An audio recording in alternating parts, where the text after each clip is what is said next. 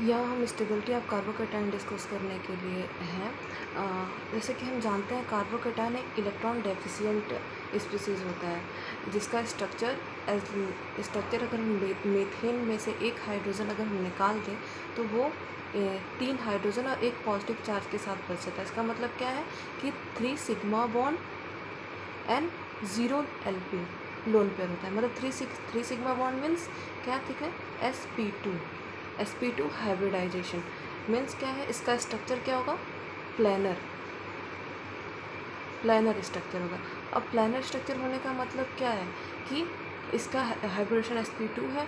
अब ये electron deficient species का होने का मतलब ये है कि ये 6 इलेक्ट्रॉन पेयर रखता है। 6 इलेक्ट्रॉन मतलब क्या, 6 इलेक्ट्रॉन मतलब क्या कि जैसे कि हम लोग कार्बन, जब हम इस पूरे स्ट्रक्चर को जब हम लोग खोलेंगे तो हाइड्रोजन का एक इलेक्ट्रॉन, 3 हाइड्रोजन का इलेक्ट्रॉन और 3 कार्बन का इलेक्ट्रॉन मिलके एक यहाँ पॉजिटिव चार्ज है और कुल मिला के 1 2 3 4 5 6 ये 6 इलेक्ट्रॉन स्पीसीज़ है। मतलब कि हम लोग, जैसा कि हम लोग हाइपोवैलेंट और में पढ़े हैं, हाइपोवैलेंट और मोनोवैलेंस में पढ़े हैं कि 6 इलेक्ट्रॉन स्पीसीज़ जो होते हैं वो इलेक्ट्रॉन डेफिशिएंट होते हैं।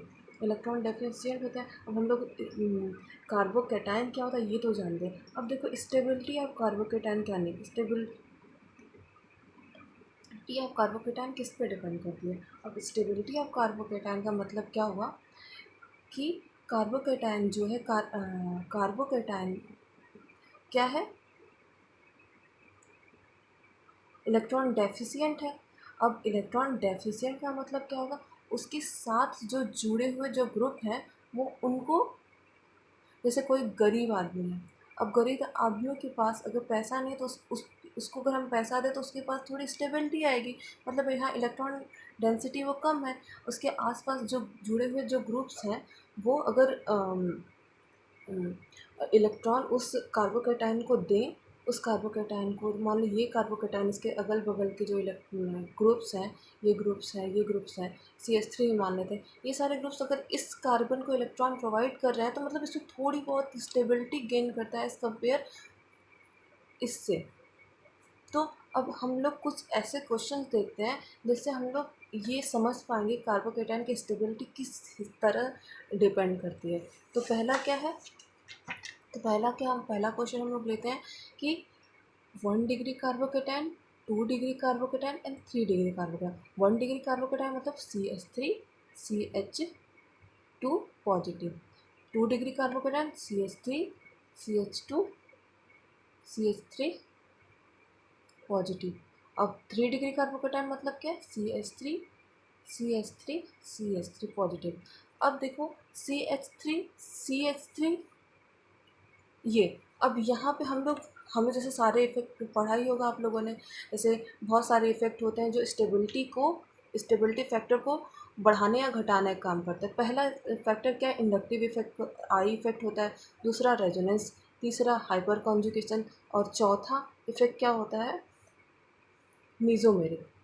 अब देखो ये सारे क्या, कौन से इफेक्ट होता है, परमानेंट इफेक्ट इसको कहते हैं। अब इंडक्टिव इफेक्ट से हम लोग देखते हैं कि कितना वो अपना इलेक्ट्रॉन डेंसिटी की शिफ्टिंग, रेजोनेंस हम लोग कॉन्जुगेशन में पढ़ते हैं। हाइपर कॉन्जुगेशन मतलब क्या है, हाइपर कॉन्जुगेशन मतलब कि उसके पास कितने नंबर ऑफ अल्फा हाइड्रोजन है, जो सिग्मा, इसे बेकर नाथे इफेक्ट कहते हैं, या सिग्मा इलेक्ट्रॉन का डीलोकलाइजेशन, सिग्मा बॉन्ड का डीलोकलाइजेशन होता है इसमें बॉन्ड का। अब ये हाइपर कॉन्जुगेशन में ये बात ध्यान रखने की चीज़ है कि जो सिग्मा बॉन्ड होता है ना, उसमें यहाँ टूटता है, हाइड्रोजन का सिग्मा बॉन्ड टूटेगा, इसी को हम लोग बेकर नाथे इफेक्ट कहते हैं।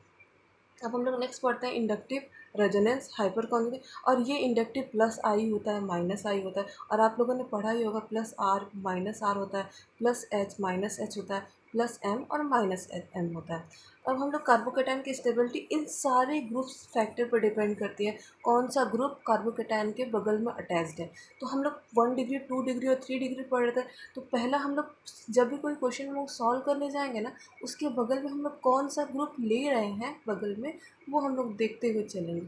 जैसे ये पहला, ये इसी ग्रुप में है, इसमें कौन कौन सा ग्रुप लगता है, पहला इंडक्टिव प्लस आई, क्योंकि हम लोग जानते हैं कि CH3 जो होती है वो कौन सा ग्रुप होता है, CH3 जो ग्रुप होता है वो प्लस आई फिक्स हो करता है, प्लस आई दिखा रहा है। प्लस आई का मतलब क्या है, ये ये इलेक्ट्रॉन डेंसिटी अपनी तरफ से कार्बन की तरफ शिफ्ट कर रहा है, प्लस आई इफेक्ट दिखा रहा है। और दूसरा क्या है, इसके पास alpha hydrogen calculation. Alpha hydrogen calculation कैसे करते हैं, ये पोजीशन हम लोग जीरो मानते हैं, इस पोजीशन को हम लोग अल्फ़ा मान के चलते हैं। अब अल्फ़ा हाइड्रोजन 1 डिग्री में अल्फ़ा हाइड्रोजन कितने हो जाएंगे, अब देखो यहाँ पे हम लोग क्वेश्चन लिखा था, ये जीरो पोजीशन हो गया, इसमें अल्फ़ा हाइड्रोजन कितने हो जाएंगे, यहाँ पे 3 अल्फ़ा हाइड्रोजन हो जाएंगे। यह जीरो पोजीशन, इसमें अल्फा हाइड्रोजन एक, ये 3 अल्फा हाइड्रोजन, ये 3 अल्फा हाइड्रोजन, ये यहाँ पे अल्फा हाइड्रोजन कितने हो जाएंगे, 6 अल्फा हाइड्रोजन। यहाँ पे जीरो पोजीशन, इसमें कितने अल्फा हाइड्रोजन नाम। अब हम लोग stability of carbocation is, stability of carbocation is proportional to number of alpha hydrogen. अब देखो 3 डिग्री में ज़्यादा नंबर ऑफ अल्फा हाइड्रोजन है, 2 डिग्री में थोड़ा कम है, और 3 डिग्री में 2 डिग्री से थोड़ा और कम है। तो मतलब हम लोग कंक्लूजन क्या निकालते हैं, 3 degree carbocation is more stable then 2 degree, 2 degree carbocation is more stable then 3 degree. तो पहला क्वेश्चन हम लोग क्या जाने कि जो स्टेबिलिटी ऑफ कार्बोकेटायन जो होती है वो सारे प्लस फैक्टर पर डिपेंड करती है। अगर प्लस फैक्टर है, सारे प्लस फैक्टर है, मतलब plus inductive effect, plus resonance effect, plus hyper conjugation, plus mesomeric लग रहा है, तो कार्बोकेटायन की स्टेबिलिटी क्या होती है, वो इंक्रीज़ होती है। और जब भी कोई कार्बोकेटायन में हम लोग कोई भी स्टेबिलिटी फैक्टर, ऐसा फैक्टर लगाए जिसमें जिसमें वो उससे इलेक्ट्रॉन डेंसिटी कार्बोकेटायन से खींची जा रही है, मतलब किसी गरीब आदमी से उससे और पैसा खींच लो, मतलब वो आदमी और गरीब हो जाएगा, इसका मतलब क्या है, वो स्टेबिलिटी ऑफ कार्बोकेटायन डिक्रीज़ हो रही है। अब नेक्स्ट हम लोग क्वेश्चन लेते हैं, नेक्स्ट क्वेश्चन लेके चलते हैं। पहला दूसरा क्वेश्चन हम लोग लिखते हैं कि हम लोग ये वो वाला समझ में आ गया होगा आई थिंक सबको। अब दूसरा क्वेश्चन हम लेके चलते हैं कि हम लोग रिंग पे इलेक्ट्रॉन डेंसिटी कैसे दिखाएं। जैसे मान लो पहला क्वेश्चन CH2 प्लस पॉजिटिव इस, अब पहला ये हो गया, दूसरा ये हो गया, तीसरा ये हो गया। अब अगर